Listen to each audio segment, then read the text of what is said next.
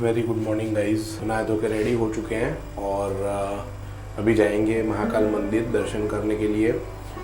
भस्म आरती का दर्शन करेंगे, चलित दर्शन करेंगे, क्योंकि हमको भस्म आरती का जो टोकन है या तो भस्म आरती का जो पास होता है वो नहीं मिला है। मेरे पीछे आप लोग देख सकते हैं जो हमारा होटल है जहाँ पे हम लोग रुके हैं, और बाहर इसी तरह से कार पार्किंग है, पूरा पेवर डाला हुआ है, तो कार पार्किंग काफ़ी अच्छी है। और जो लोकेशन पे हम रुके हैं उसको बोलते हैं सेठ मुरलीधर मानसिंह यात्री निवास, जो कि महाकाल मंदिर से, उज्जैन का जो महाकाल मंदिर है उससे मात्र आधा किलोमीटर के डिस्टेंस पे है। और हमारे होटल के बाहर ऐसे ही चाय वगैरह की छोटी सी टपरी वगैरह, चाय नाश्ता टपरी लगी हुई है। तो अभी आंटी और दीप जो है वो चाय पी रहे हैं, चाय पी के फिर अंदर जाएंगे मंदिर में। शंख द्वार जो है वो मेन गेट है, यहाँ से 2-3 किलोमीटर पड़ता है। उससे अच्छा जो गेट नंबर 4 है मंदिर का, 4 नंबर का जो दरवाज़ा है वो यहाँ से 300 मीटर ही है। तो वो सजेस्ट कर रहे हैं कि अगर आपका भस्म आरती का रजिस्ट्रेशन हुआ नहीं है, आपका भस्म आरती का पास नहीं है, आप चलित दर्शन ही करने वाले हो, तो in that case main entry से जाना ज़रूरी नहीं है, क्योंकि जिनके पास भस्म आरती का पास रहता है, जो पूरी आरती 2 घंटे के लिए 4 से 6 2 घंटा अंदर ही बैठते हैं, तो उन लोगों को तो कंपलसरीली मेन गेट से ही एंट्री लेनी पड़ती है। बट हमारे पास पास वास तो कुछ है नहीं, हमको चल के दर्शन करना है और रुक भी नहीं सकेंगे, मतलब चलते चलते ही दर्शन करके सीधा वापस बाहर निकलना है। तो चलित दर्शन के लिए फिर वो मेन एंट्री पे जाने की ज़रूरत नहीं है। जो 4 नंबर का गेट है यहाँ पे पास में ही है, 300 मीटर, तो 4 नंबर के गेट से ही अंदर चले जाते हैं। तो हम चाय के साथ ही अभी चलने लगे हैं, धीरे धीरे आगे बढ़ते हैं, देखते हैं कितनी लाइन है अंदर। 100 मीटर दूर है इधर से मंदिर, तो वहाँ हम चल के जा रहे हैं। ऐसे मॉर्निंग वॉक भी हो जाएगा और भगवान का नाम देते देते चलते हैं। ओम जय महाकाल। तो गाइस हमारे सामने ही है अभी मंदिर, यहाँ पे बीच में नदी है और नदी के किनारे पे पूरा मंदिर है। अभी तो नया बन गया है, बहुत ही सुंदर और बहुत ही अद्भुत लग रहा है मंदिर। और अंदर से लोगों की आवाज़ आ रही है, ज़ोर ज़ोर से लोग चिल्ला रहे हैं जय जय श्री महाकाल, जय जय श्री महाकाल। और यहाँ से ये रोड से हम लोग चल के जा रहे हैं, हमारे होटल से सीधा आता है ये रास्ता।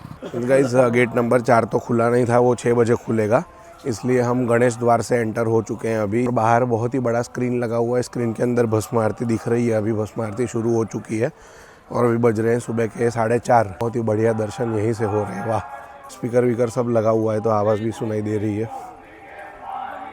दर्शन के बाद देखिए मंदिर कितना सुंदर हो चुका है।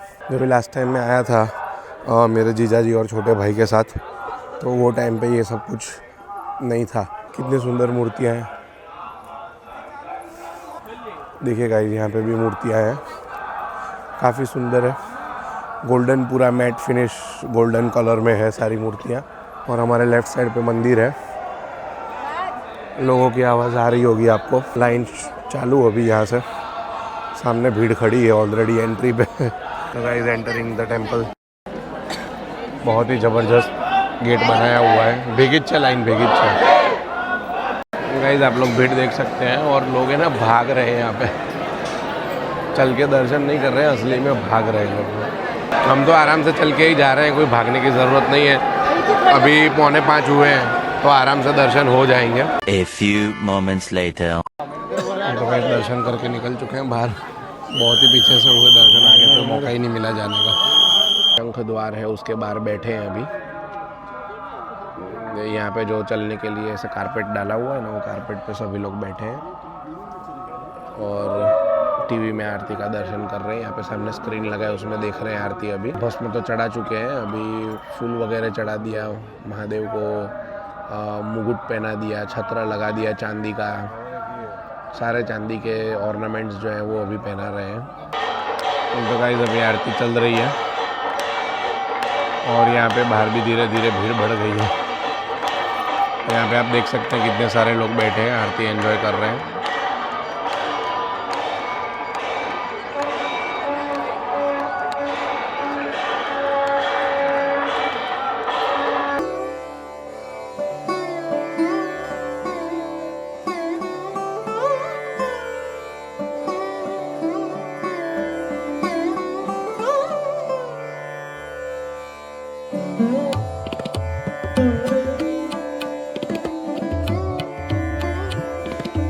और ये YouTube में आएगा और आपका बहुत जबरदस्त, वो सब नंबर डाल देना। बिल्कुल बेफिक्र रहना।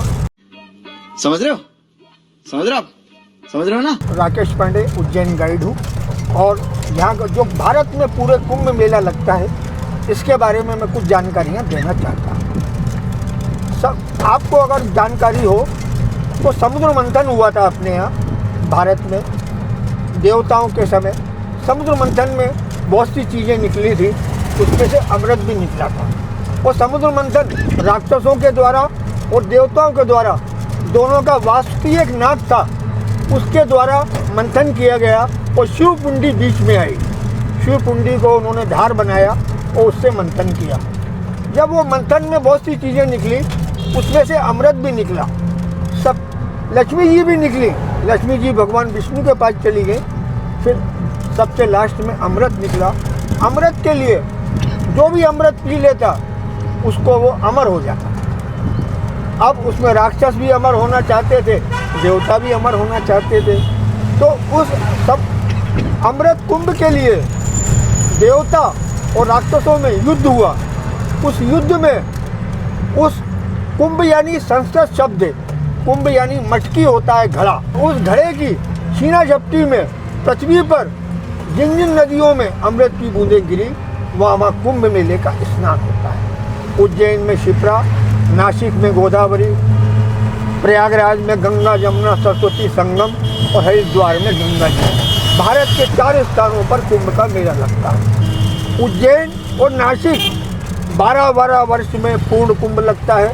हरिद्वार और प्रयागराज 6-6 वर्ष की अर्ध कुंभियाँ भी लगती हैं। लेकिन जिस समय आप लोग अभी कुंभ मेले में होकर आ रहे हैं प्रयागराज, वहाँ पर जिस समय आपने स्नान किए अमृत की बूंदें प्रयागराज में गिरती हैं, गंगा जमुना सरस्वती में, तो उस अमृत की बूंदों का पुण्य लाभ दर्शनार्थियों को मिलता है और उसमें उनका जीवन अमर होता है। सबसे पहले दर्शन आपने ज्योतिर्लिंग महाकालेश्वर के किए। महाकालेश्वर अपने पूरे देश में जो 12 ज्योतिर्लिंग हैं उसमें से एक ज्योतिर्लिंग ये भी है। लेकिन इसका महत्व इसलिए है कि ये दक्षिण मुखी है।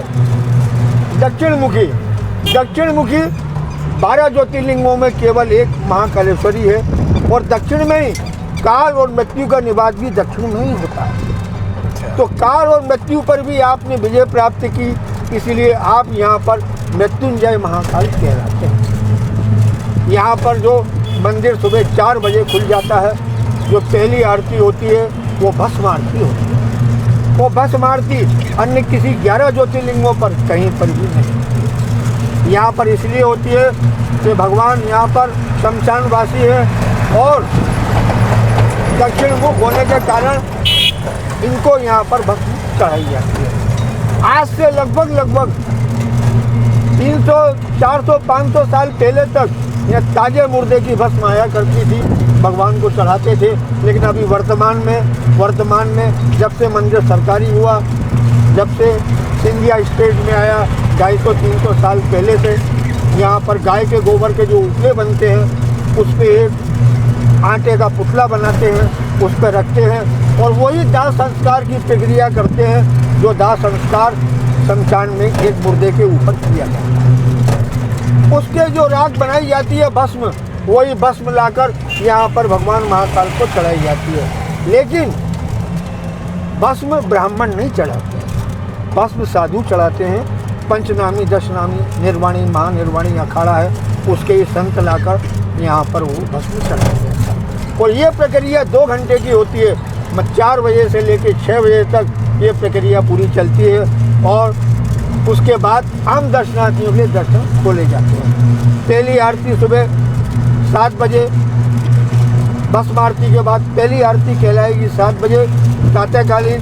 दूसरी साढ़े 10 बजे भोग आरती भोजन की भगवान के। शाम को श्रृंगार आरती, जब भगवान को जल चढ़ना बंद हो जाता है, भगवान श्रृंगार करके बैठते हैं, उसको श्रृंगार आरती बोलते हैं। शाम को संध्या आरती और रात को 11 बजे शयन आरती। ये महाकाल का दर्शन हुआ।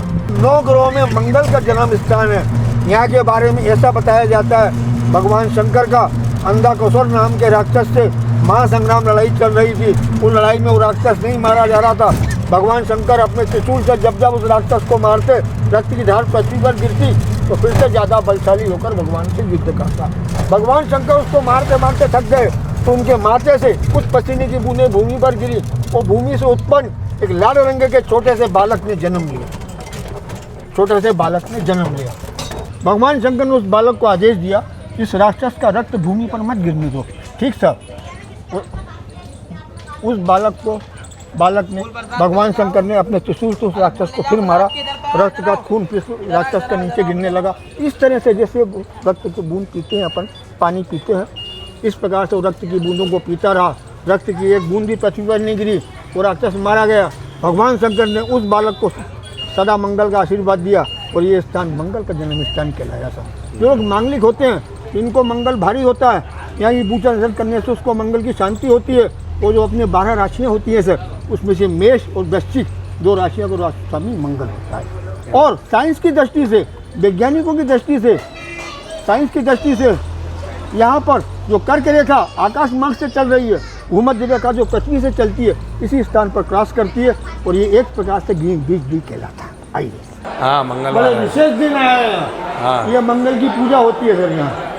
इसमें आपको 1.5 से 2 घंटे का समय लगता है, लेकिन ये अच्छा, अपने काम की नहीं अब अपना तो नहीं, पूजा तो नहीं करनी है, खाली इसको स्पर्श करा के ले आना है। देखो ना, 200 200 रखेंगे आप। चलिए आ जाओ। पूजन वगैरह करना है? नहीं भाई नहीं, नहीं, अंदर गर्भगृह में ले जाके। गर्भगृह में ही जाएगा ये हमारा, गर्भगृह में ही जाएगा।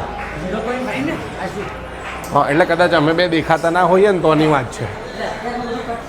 आरती भी हो रही है साहब, देखिए। हाँ। बहुत सही टाइम पे आए यहाँ पर। इनके दर्शन करने से मेष और वृश्चिक राशि की तमाम व्याधाएं हटती हैं और ये आपको पुण्य लाभ प्राप्त करता है। तो ऊपर से आज मंगलवार भी है, इसलिए और आज के मंगलवार दिन भी पे है। हम लोग ने मंगल के दिन इन्होंने जो पूजन किया है, हाँ। ये इनको पुण्य लाभ की प्राप्ति प्राप्ति होगी। हाँ, और जो नारियल वगैरह था वो लोग वो ने आपने ले चढ़ा लिया। दिया। यहाँ पर ये इतनी चीज़ें मिलती हैं, ये मंगल की होती है। ये माला है, ये गले में पहनने की होती है। कछुआ लक्ष्मी प्राप्ति की होता है। मंगल यंत्र और मंगल ये पूजा के स्थान पर रखे जाते हैं। इसकी पूजा करने से सदा मंगल की शांति होती है। और दूसरा, मेरी बीवी जो है ना, वो वृश्चिक राशि है। वृश्चिक राशि।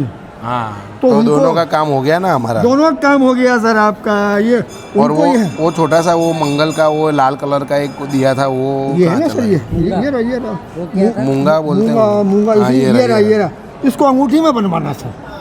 पर ये असली मंगल का है। असली तो नहीं होगा सर। नहीं होगा ना। ये हाँ। पत्थर होगा। इसका एक काम कीजिए, हाँ, वापिस जाके इसको दान कर दीजिए। ठीक है, आइए मेरे साथ, मैं अभी दान करूँ। चलो। अब आप चल रहे हैं सांदीपनि आश्रम। यहाँ पर भगवान श्री कृष्ण कंस मामा को मारने के बाद 12 वर्ष की उम्र के बाद यहाँ पर आए बड़े भाई बलराम जी के साथ में, और इस स्थान पर गुरु सांदीपनि से विद्या ग्रहण की। यहाँ पर वो 2 महीना 4 दिवस रुके और यहाँ पर उन्होंने 18 पुराण, 16 कलाएँ और 64 विद्याओं का अध्ययन इसी स्थान पर किया। यहाँ की 3 ऐसी विशेषताएं हैं कि भारत ही नहीं, पूरा संसार घूमिए आप, ऐसी विशेषताएं देखने को कहीं पर भी नहीं मिलेगी। पहली विशेषता, भगवान कृष्ण की बैठी हुई मूर्ति के पालती मारकर जैसे अपन भोजन करते हैं या पाठशाला में बैठते हैं, ऐसी बैठी मूर्ति किसी भी मंदिर या देवालय में आपको चित्र में देखने को नहीं मिलेगी। यहाँ पर विद्यार्थी वहाँ होने के कारण भगवान कृष्ण गुरु के सामने इस तरह बैठा करते थे, इसलिए यहाँ पर बैठी मूर्ति स्थापित है। भगवान कृष्ण, बलराम जी और सुदामा जी। सुदामा जी की मित्रता भी इसी आश्रम से ही शुरू हुई थी। कृष्ण और सुदामा, इन दोनों की मित्रता भी इसी आश्रम से शुरू हुई थी। आज वर्तमान युग में देखिए, वर्तमान समय में देखिए, आज अपने किसी बच्चे को हॉस्टल में भर्ती करने जाते हैं तो कोई भी एक रूम स्पेशल एक विद्यार्थी को नहीं दिया जाता, कोई ना कोई रूम पार्टनर के रूप में मिलता है। तो यहाँ पर भी भगवान कृष्ण और बलराम जी यहाँ पर विद्या ग्रहण करने को आए, तो रूम पार्टनर के रूप में उन्हें सुदामा जी मिले। तो सुदामा जी की कुटिया में वो रूम पार्टनर मिले, तो उनकी मित्रता भी इसी आश्रम से शुरू हुई। दूसरी विशेषता, खड़े नंदी, युवा नंदी। हर शिवलिंग के सामने आप बैठे हुए नंदीगण देखेंगे, यहाँ पर आपको युवा नंदी मिलेगा। कारण उसका कि भगवान कृष्ण यहाँ पर विद्या ग्रहण करने के लिए आए। तो भगवान महाकाल, साक्षात भगवान मृत्युंजय महाकाल यहाँ पर अनेक देवी देवताओं को साथ में लेकर अवंतिका नगरी उज्जैन में उनके स्वागत के लिए पधारे। क्यों? कि भगवान विष्णु अवतार यहाँ पर स्वयं विद्या ग्रहण करने के लिए आया है, तो उसका स्वागत किया सब। आज भी किसी का वेलकम या स्वागत करते हैं तो खड़े रहकर ही करते हैं। तो उनके स्वागत और मंडन में उनका वाहन नंदीगण वो भी खड़ा रहा। तो दूसरी विशेषता वाहन नंदीगण खड़े ऊबा नंदी के दर्शन करें। तीसरी विशेषता, हर शिवलिंग के सामने जलाधारी बनती है। कोई तांबे की बनाता, कोई पीतल की बनाता, महाकाल में चांदी की बनी हुई है, लेकिन यहाँ आपको ओरिजिनल पत्थर के सर्प की मिलेगी आपको। जहाँ पर गुरु सांदीपनी पूजा किया करते थे बिल्वेश्वर महादेव की, वहाँ पर अब आप सांदीपनी के दर्शन करने जा रहे हैं। अब आप सांदीपनी के दर्शन करें। आइए सर। सांदीपनी आश्रम की स्टोरी तो आपने सुन ली। जैसे ये रमेश पांडे जी ने बताई, अभी आश्रम के अंदर जा रहे हैं। तो ऐसा कुछ है सांदीपनी आश्रम। एम्बियंस यहाँ का बहुत ही सुंदर है, बहुत शांत वातावरण, पॉजिटिव एनर्जी, अलग एनर्जी फील हो रही है यहाँ पे। और यहाँ चंदन के वृक्ष बहुत स्कूल में आ गए वैसा फील हो रहा है। શું વાત કરો છો? अरे पांडे जी अग्री नोट છે।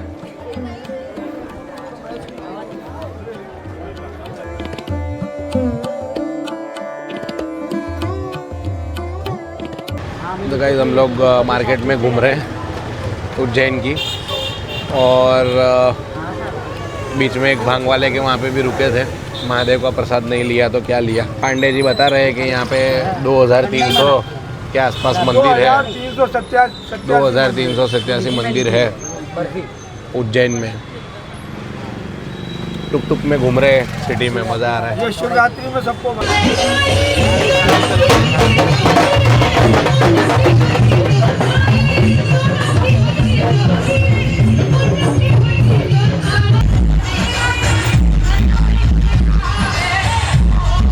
उज्जैन में बारात निकली है गाइस, आप लोगों ने देखा, जो मन खबर है।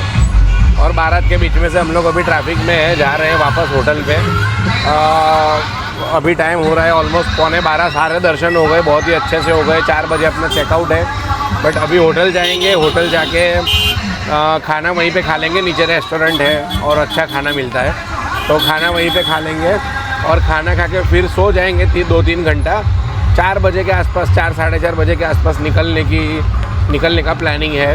तो उस हिसाब से अभी फटाफट पहुंचते हैं क्योंकि बहुत लेट हो गया। जय श्री महाकाल। जय श्री महाकाल। तो हम लोग ने खाना वाना खा लिया है और खाना खा के अभी बाहर निकले हैं। कुछ सामने मेडिकल स्टोर है, वहाँ से दवाई लेनी है। दवाई लेके सो जाएंगे। अभी 12:30 बज गए ऑलमोस्ट दोपहर के। तो हम सोच रहे हैं कि 3 साढ़े 3 बजे तक सो जाएंगे। 3:30 बजे उठ के समवेयर अराउंड 4 निकलेंगे। तो ऐसा कुछ प्लान है। और अहमदाबाद पहुँचते पहुँचते तो रात को 1-1:30 तो बजेगा ही मिनिमम, ऐसा मेरे को फील हो रहा है। बट फिर भी देखते हैं, 400 किलोमीटर ही है, 8 घंटे का रास्ता है। हाईवे भी अच्छा है, बट हम फास्ट नहीं जाएंगे क्योंकि बहुत सेफ़ नहीं है वो रोड। तो आराम से चलेंगे। Very good evening guys. शाम के ऑलमोस्ट बज रहे हैं 4, जैसा हमारा टारगेट था। 4 बजे निकलना है यहाँ से। तो नहा धो के फ्रेश होकर गाड़ी में सब सामान रख दिया है। सामने रेस्टोरेंट में दीप पानी की बोतल लेने गए। एक बार वो पानी लेके आता है, फिर तुरंत निकलते हैं यहाँ से। फटाफट हाईवे पकड़ेंगे। और 405 किलोमीटर है अहमदाबाद, 8 घंटे का रास्ता है। बट हम 10 घंटे पकड़ के चल रहे हैं। तो 4 बजे अभी निकल रहे हैं। 10 घंटे के हिसाब से रात को 2 बजे तक अहमदाबाद पहुँच जाने चाहिए।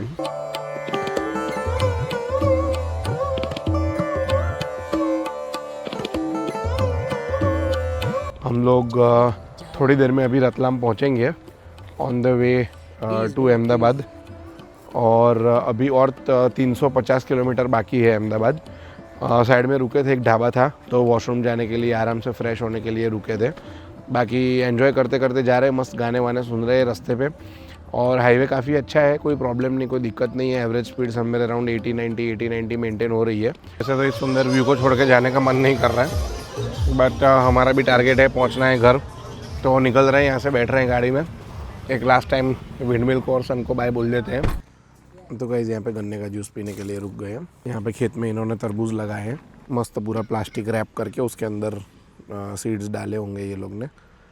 और ये छोटी छोटी पाइप्स भी जा रही है तो पानी भी पूरा अंदर जाता होगा। ऐसे ब्लैक कलर की जो ये दिख रहे हैं ना आप, ऐसी पूरे फार्म में पाइप्स डाली हुई है, तो ड्रिप इरिगेशन से पानी भी जाता होगा बहुत अच्छे से। अच्छा लगा इस टाइप का मॉडर्न फार्मिंग देख के।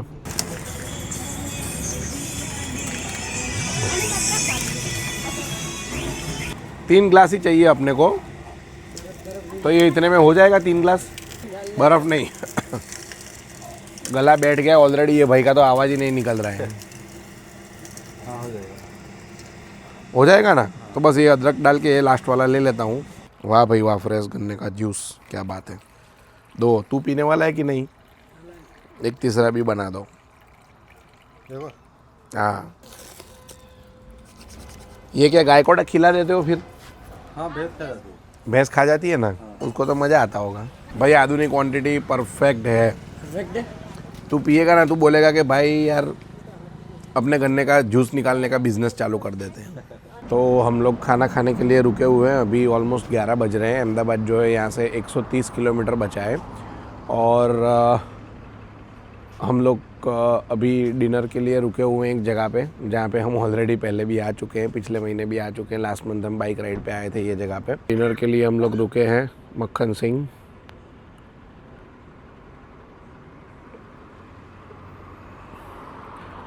और मक्खन सिंह वैसे तो यूजुअली 24 घंटे चालू रहता है, तो कोई भी टाइम पे आप आ सकते हो। मतलब रात को 2 बजे भी आओगे तो यहाँ पे गर्मा गर्म खाना और बेस्ट क्वालिटी हमने तो ट्राई किया हुआ ही है, बढ़िया खाना ऑलरेडी मिलता है।